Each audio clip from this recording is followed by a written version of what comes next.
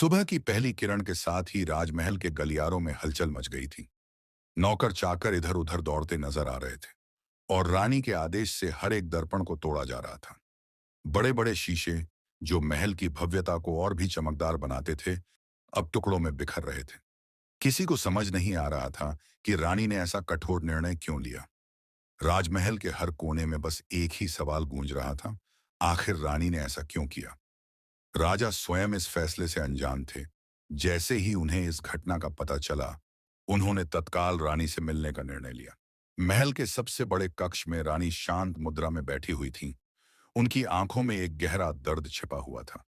राजा ने धीरे से पूछा, रानी, ऐसा क्या हुआ जो तुमने महल के सारे दर्पण तोड़वा दिए। रानी ने एक गहरी सांस ली और धीरे से कहा, कभी कभी सच का सामना करना कठिन हो जाता है महाराज। दर्पण सिर्फ बाहरी रूप नहीं दिखाते, कभी कभी वे हमारी आत्मा का प्रतिबिंब भी बन जाते हैं। राजा की आंखों में हैरानी थी। वे और कुछ पूछ पाते, इससे पहले ही रानी ने एक राज खोलने का इशारा किया। राजा ने रानी की आंखों में झांका, पर वहां केवल एक असीम शून्यता थी। क्या राज छुपा है इन दर्पणों के पीछे? राजा ने कठोर स्वर में पूछा। रानी ने धीमे स्वर में कहना शुरू किया, महाराज, ये दर्पण मात्र कांच के टुकड़े नहीं हैं। ये उन परछाइयों को कैद करते हैं जिन्हें हम देख नहीं सकते। राजा ने चौंकते हुए कहा, क्या मतलब है तुम्हारा? रानी ने अपनी आंखें बंद करते हुए कहा, सालों पहले इसी महल में एक अमावस्या की रात एक अजीब घटना हुई थी। महल के पुराने कक्ष में एक दर्पण अचानक चमक उठा था। उसकी परछाई में मुझे एक पराया चेहरा दिखा, न राजा का न मेरा, कोई और ही था। उसके बाद से हर दर्पण में मुझे वही चेहरा दिखने लगा। राजा की सांसें रुक गईं। तुमने मुझे पहले क्यों नहीं बताया? उन्होंने घबराते हुए कहा। रानी की आंखों में आंसू आ गए। मैं डर गई थी महाराज। हर रात मुझे लगता था कि वो परछाई मेरे करीब आ रही है। और कल रात उसने मुझसे बात की। राजा के पैरों तले जमीन खिसक गई। क्या कहा उसने? रानी ने कांपते हुए कहा, उसने कहा कि वह वापस आना चाहता है और इस बार वो अकेला नहीं आएगा। महल के भीतर खामोशी पसरी हुई थी। रात का दूसरा पहर शुरू हो चुका था और हर कोई रानी के फैसले को लेकर संशय में था। राजा के आदेश पर महल के सबसे बुजुर्ग सेवक को बुलाया गया। वह सेवक, जिसे महल की एक एक ईंट की कहानी मालूम थी। उसका नाम था वीरपाल। सफेद बाल, झुकी हुई कमर, आंखों में वर्षों का अनुभव समेटे वह धीरे धीरे दरबार में आया। राजा ने गंभीर स्वर में पूछा, वीरपाल, क्या तुम्हें महल के दर्पणों के पीछे छिपे किसी राज का पता है? वीरपाल कुछ क्षण चुप रहा। उसकी आंखों में डर की एक झलक उभरी। उसने कांपती आवाज में कहा, महाराज, ये राजमहल सदियों पुराना है और इसके हर दर्पण में एक परछाई कैद है। ऐसा कहा जाता है कि ये परछाइयां उन आत्माओं की हैं जिन्होंने किसी न किसी कारणवश महल में अपना अंत पाया था। राजा चौंक उठे। क्या यह सच है? उन्होंने अविश्वास से पूछा। वीरपाल ने सिर झुकाते हुए कहा, जी महाराज, यह सच है। लेकिन सबसे खतरनाक परछाई उस पुराने कक्ष के दर्पण में कैद है जहां से रानी ने पहली बार उसका चेहरा देखा था। वह परछाई किसी आम आत्मा की नहीं है। वह एक श्रापित आत्मा है जो वर्षों से मुक्त होने की प्रतीक्षा कर रही है। राजा के चेहरे पर चिंता की लकीरें खिंच गईं। और इस श्रापित आत्मा का संबंध रानी से कैसे है? वीरपाल ने एक लंबी सांस लेते हुए कहा, महाराज, उस आत्मा का संबंध रानी के पूर्वजों से है। वह एक पुरानी प्रतिज्ञा का हिस्सा है और अगर वह मुक्त हो गई तो पूरे राजमहल पर उसका अधिकार होगा। शायद इसी कारण रानी ने सारे दर्पण तोड़वा दिए, ताकि वह आत्मा मुक्त न हो सके। राजा का मन सवालों से भर गया। लेकिन क्या यह सब सच है? क्या यह सिर्फ एक पुरानी कहानी नहीं है? वीरपाल की आंखों में एक भय का साया था। उसने बस इतना कहा, आप स्वयं देख सकते हैं महाराज। अगर साहस हो तो उस पुराने कक्ष के दर्पण को देख लीजिए। रात गहराती जा रही थी। महल के हर कोने में सन्नाटा पसरा हुआ था। राजा के मन में एक अजीब सा बेचैनी का एहसास था। वीरपाल की बातों ने उनकी सोच को झकझोर दिया था। वे महल के उस पुराने कक्ष के बारे में सोच रहे थे जहां रानी ने पहली बार उस परछाई को देखा था। राजा ने निश्चय किया कि वह स्वयं उस कमरे का निरीक्षण करेंगे। दीपक की मध्यम रोशनी में राजा अकेले ही महल के पुराने हिस्से की ओर बढ़े। इस भाग को वर्षों से बंद रखा गया था। दीवारों पर मकड़ी के जाले लटके हुए थे और फर्श पर धूल की मोटी परत जम चुकी थी। हर कदम के साथ उनकी सांसें भारी होती जा रही थीं। उनके कानों में वीरपाल की आवाज गूंज रही थी, अगर साहस हो तो उस पुराने कक्ष के दर्पण को देख लीजिए। अंततः राजा उस कक्ष के द्वार पर पहुंचे। लकड़ी का भारी दरवाजा, जो समय की मार से जर्जर हो चुका था, राजा के स्पर्श से ही एक डरावनी चरमराहट के साथ खुला। कमरे के भीतर घुप अंधेरा था।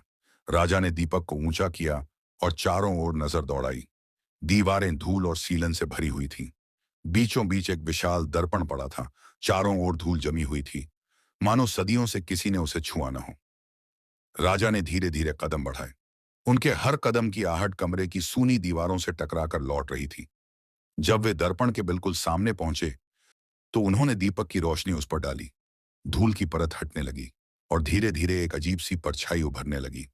पहले हल्की सी धुंधली आकृति और फिर स्पष्ट। राजा ने ध्यान से देखा। दर्पण में उनकी अपनी छवि थी, लेकिन कुछ अलग था। उनकी परछाई की आंखें लाल थीं, होंठों पर एक कुटिल मुस्कान थी। राजा ने एक पल के लिए पलकें झपकाईं, पर वह आकृति वैसी ही रही। अचानक एक ठंडी हवा का झोंका कमरे में गूंजा। दीपक की लौ कांपने लगी। राजा ने महसूस किया कि दर्पण की परछाई धीरे धीरे हिलने लगी थी, मानो वह दर्पण के उस पार से बाहर आना चाहती हो। राजा के हाथ कांप गए, पर उन्होंने अपने आप को संभाला। कौन हो तुम? राजा ने कड़े स्वर में पूछा। दर्पण में परछाई की मुस्कान और चौड़ी हो गई। उसकी आंखें राजा की आंखों में गहराई तक समा गईं, और फिर एक फुसफुसाहट की आवाज आई। मुझे पहचान नहीं पाए महाराज। मैं वही हूं जो सदियों से कैद हूं, और अब समय आ गया है बाहर आने का। राजा के शरीर में ठंडक दौड़ गई। उन्होंने तुरंत पीछे हटने का प्रयास किया, पर उनके पैर जैसे जकड़ गए हों। तभी एक झोर की दस्तक हुई और दरवाजा अपने आप बंद हो गया। राजा ने घबराकर चारों ओर देखा, पर वहां कोई नहीं था। कमरे में अब सिर्फ राजा, वह दर्पण और उस पर छाई वह भयानक परछाई थी। कमरा घने अंधकार में डूबा हुआ था। राजा की सांसें तेज चल रही थीं। उन्होंने दरवाजा खोलने की कोशिश की, पर दरवाजा मानो किसी अदृश्य शक्ति से बंद हो चुका था। उनकी नजरें फिर से उस दर्पण की ओर गईं, जहां परछाई अब और स्पष्ट हो चुकी थी। उसके होंठ हिल रहे थे, मानो वह कुछ कह रही हो। राजा ने कांपती आवाज में पूछा, तुम कौन हो? क्या चाहती हो? दर्पण की परछाई की आवाज इस बार स्पष्ट थी। उसकी आवाज गूंजती हुई राजा के कानों में पड़ी। मुझे मुक्ति चाहिए। सदियों से यहां कैद हूं। तुम्हारे पूर्वजों ने मुझे यहां बांध दिया था। अब समय आ गया है कि मैं बाहर आऊं। राजा ने अविश्वास भरी नजरों से देखा। मेरे पूर्वज? लेकिन क्यों? परछाई हंस पड़ी, एक ठंडी खौफनाक हंसी। क्योंकि मैं वो नहीं थी जो उन्हें स्वीकार थी। मैं उनकी सत्ता के रास्ते की सबसे बड़ी रुकावट थी। उन्होंने मुझे एक श्रापित आत्मा घोषित कर इस दर्पण में कैद कर दिया। राजा ने एक कदम पीछे हटते हुए पूछा, अगर मैं तुम्हें मुक्त कर दूं तो क्या तुम महल को छोड़ दोगी? परछाई की आंखें और लाल हो गईं। उसकी आवाज में घृणा थी। मुझे सिर्फ मुक्त करने से कुछ नहीं होगा। मैं अपना बदला लूंगी। इस महल में जो भी जीवित है, सबकी सांसें मेरी मुक्ति का हिस्सा बनेंगी। राजा का शरीर कांप उठा। यह नहीं हो सकता। मैं तुम्हें मुक्त नहीं कर सकता। परछाई ने मुस्कुराते हुए कहा, तुम्हारे पास कोई और विकल्प नहीं है महाराज। महल के सारे दर्पण तोड़ दिए गए हैं, लेकिन यह अंतिम दर्पण अभी भी जीवित है। जैसे ही यह टूटेगा, मैं आजाद हो जाऊंगी। राजा के मस्तिष्क में एक अजीब सी हलचल होने लगी। उन्होंने चारों ओर नजर दौड़ाई, पर दरवाजा अब भी बंद था। अचानक दीवारों पर लगे चित्र हिलने लगे, मानो किसी अदृश्य शक्ति ने उन्हें पकड़ लिया हो। महल की नींव से एक अजीब सी गूंज उठी। राजा समझ चुके थे कि यह खेल महज एक परछाई का नहीं, बल्कि एक श्रापित आत्मा के प्रतिशोध का था। अगर वह इसे यहीं नहीं रोकेगा, तो पूरा राजमहल नष्ट हो सकता है। कमरे की दीवारें धीरे धीरे कंपन महसूस करने लगीं। राजा का दिल जोर से धड़क रहा था। उन्होंने महसूस किया कि जिस दर्पण के सामने वे खड़े थे, थे, उसमें हलचल तेज होती जा रही थी। परछाई अब पहले से अधिक स्पष्ट थी, मानो वह शीशे के पार से उन्हें देख रही हो। उसकी आंखें राजा की आंखों में समा गईं, और अचानक एक जोरदार चीख पूरे कक्ष में गूंज उठी। राजा ने पीछे हटने की कोशिश की, पर उनके पैर जैसे जमीन से चिपक गए थे। परछाई की मुस्कान और भी विकराल हो गई। महाराज, क्या तुम जानना नहीं चाहोगे कि मैं कौन हूं? उसकी आवाज गूंजते हुए कमरे में फैल गई। राजा ने साहस जुटाकर कहा, तुम्हारी हिम्मत कैसे हुई मेरे सामने आने की? मैं इस राज्य का राजा हूं। तुम मुझसे डरती क्यों नहीं? परछाई खिलखिलाकर हंस पड़ी। डर? तुमसे?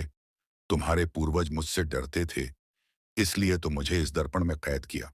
लेकिन तुम तो बस एक मोहरा हो। तुम्हें तो ये भी नहीं पता कि तुम्हारी रानी ने क्यों सारे दर्पण तोड़ दिए। राजा की आंखों में सवाल उभरा। रानी? उसने ऐसा क्यों किया? परछाई ने अपनी उंगली दर्पण के पार रखते हुए कहा, क्योंकि वो जानती थी कि मैं वापस आऊंगी, और मैं सिर्फ तुम्हारे लिए नहीं, बल्कि पूरे राजमहल के लिए आई हूं। तुम्हारे परिवार पर वर्षों पुराना एक श्राप है, और अब वह पूरा होने का समय आ गया है। कमरे की दीवारों पर दरारें पड़ने लगीं। राजा ने महसूस किया कि कुछ तो बहुत गड़बड़ है। उन्होंने पूरी ताकत लगाकर दरवाजा खोलने की कोशिश की, परंतु वह टस से मस नहीं हुआ। पीछे मुड़कर देखा तो दर्पण की परछाई अब और भी नजदीक आ चुकी थी, मानो शीशे के पार से बाहर निकलने की कोशिश कर रही हो। एक ठंडी हवा का झोंका कमरे में दौड़ पड़ा। दीपक की लौ बुझ गई और पूरे कमरे में गहन अंधकार छा गया। राजा ने महसूस किया कि वह अब अकेले नहीं थे, कोई और भी था, बहुत पास।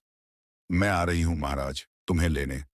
परछाई की गूंजती हुई आवाज आखिरी बार सुनाई दी, और फिर सब कुछ शांत हो गया। कमरे में छाई घनघोर खामोशी राजा की धड़कनों को तेज कर रही थी। सब कुछ एक पल के लिए थम गया था, मानो समय ने भी अपनी चाल रोक दी हो। राजा ने चारों ओर नजर दौड़ाई, पर सिर्फ अंधकार और एक ठंडी सिहरन उनके चारों ओर थी। उनकी आंखें धीरे धीरे अंधेरे की आदत डालने लगीं। तभी उन्हें एक परछाई धीरे धीरे उनके सामने आकार लेती दिखी। वह परछाई अब स्पष्ट हो रही थी। एक महिला का स्वरूप, लंबे खुले बाल, लाल साड़ी और आंखों में अजीब सी चमक।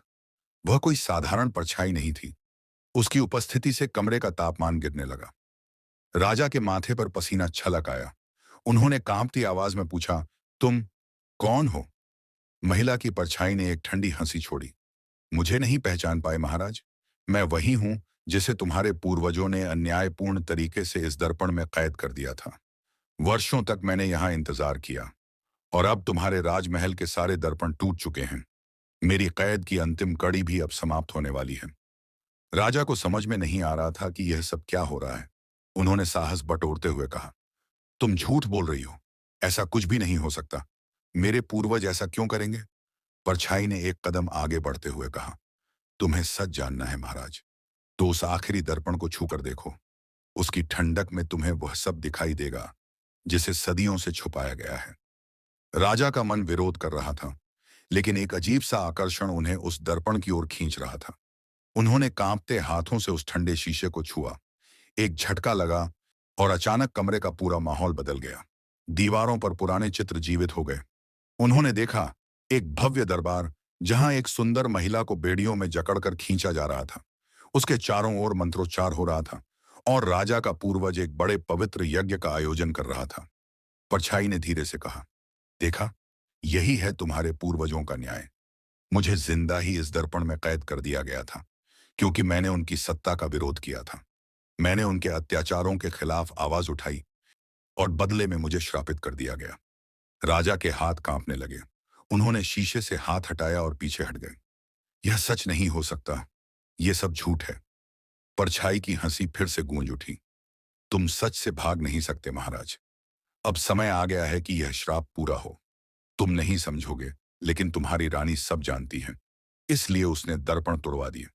वह जानती थी कि मेरा बाहर आना पूरे महल के अंत का संकेत है। राजा का चेहरा सफेद पड़ गया। रानी वह सब जानती थी?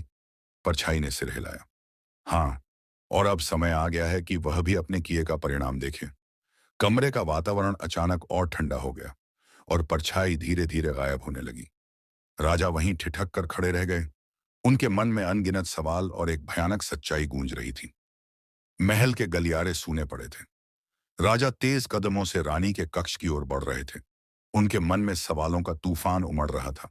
जैसे ही उन्होंने रानी के कक्ष का दरवाजा खोला, वह शांत मुद्रा में दीपक के सामने बैठी प्रार्थना कर रही थी। उसकी आंखें बंद थीं, और चेहरे पर एक अजीब सी स्थिरता थी। राजा ने दरवाजे को जोर से धकेला। आवाज सुनकर रानी ने अपनी आंखें खोली। राजा का चेहरा देखते ही उनके चेहरे पर एक अजीब सी उदासी छा गई। आप सब जान चुके हैं, है ना? रानी ने धीमे स्वर में कहा। राजा की आंखों में आंख थी। उन्होंने कठोर स्वर में पूछा, तुम्हें सब पता था? वह परछाई, वह आत्मा, हमारे पूर्वजों ने क्या किया था? तुम जानती थीं और फिर भी तुमने मुझे कभी बताया नहीं। रानी ने एक गहरी सांस ली। अगर मैं आपको बताती तो क्या आप विश्वास करते महाराज? उनकी आवाज में एक दर्द छिपा हुआ था। राजा एक पल के लिए चुप हो गए। फिर उन्होंने कहा, क्यों तोड़े तुमने सारे दर्पण? क्या तुम जानती थी कि वह वापस आएगी? रानी ने सिर झुकाते हुए कहा, हाँ, मुझे पता था और मैंने उसे रोकने की कोशिश भी की, पर शायद किस्मत को यही मंजूर था। राजा की आंखों में संदेह गहराता जा रहा था। यह सब कब से चल रहा है? रानी ने पलकें उठाई और कहा, वर्षों से। यह राजमहल सदियों पुराना है और इसके साथ यह श्राप भी जुड़ा हुआ है। हर राजा को चेतावनी दी जाती थी कि दर्पणों को संभाल कर रखा जाए, लेकिन कोई नहीं जानता था कि क्यों। मैंने उन परछाइयों को देखा है महाराज। वे सिर्फ परछाइयां नहीं बल्कि उन निर्दोष आत्माओं की छायाएं हैं जिन्हें हमारे पूर्वजों ने निर्दयता से मारा था। राजा की मुट्ठियां भिंच गईं। और वह आखिरी दर्पण? उसने मुझे कहा कि वह तुम्हें भी जानती है। आखिर तुमने क्या छुपाया है मुझसे? रानी की आंखें भर आईं। उन्होंने धीरे से कहा, क्योंकि वह आत्मा सिर्फ हमारे पूर्वजों की नहीं, वह मेरी भी है।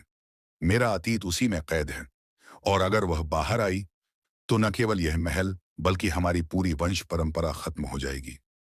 राजा स्तब्ध रह गए। उन्होंने एक कदम पीछे हटते हुए कहा, क्या मतलब है तुम्हारा? रानी ने कांपती आवाज में उत्तर दिया, मुझे इस महल में भेजा गया था सिर्फ इसलिए कि मैं इन परछाइयों को रोके रख सकूं। यह मेरा धर्म था, मेरा श्राप, और अब वह टूटने वाला है। कमरे में एक ठंडी हवा का झोंका चला। दियों की लौ कांप उठी और बाहर महल की दीवारें एक बार फिर कंपन करने लगी। राजा ने देखा, रानी की आंखों में एक अलग सी चमक थी, मानो वह स्वयं भी किसी परछाई का हिस्सा हो। एक रानी ने राजमहल के सारे दर्पण तोड़ने के लिए क्यों कहा? एक अनोखी और रहस्यमयी कहानी की यात्रा, जहां हर भाग में छुपा है एक नया रहस्य और एक नई कड़ी। अगर आपको यह कहानी पसंद आई है तो लाइक, शेयर और सब्सक्राइब करना न भूलें। घंटी के आइकन को दबाना न भूलें ताकि अगले भाग की सूचना सबसे पहले आपको मिले। कमेंट करके हमें बताइए कि आपको यह भाग कैसा लगा और क्या आप अगले भाग का इंतजार कर रहे हैं।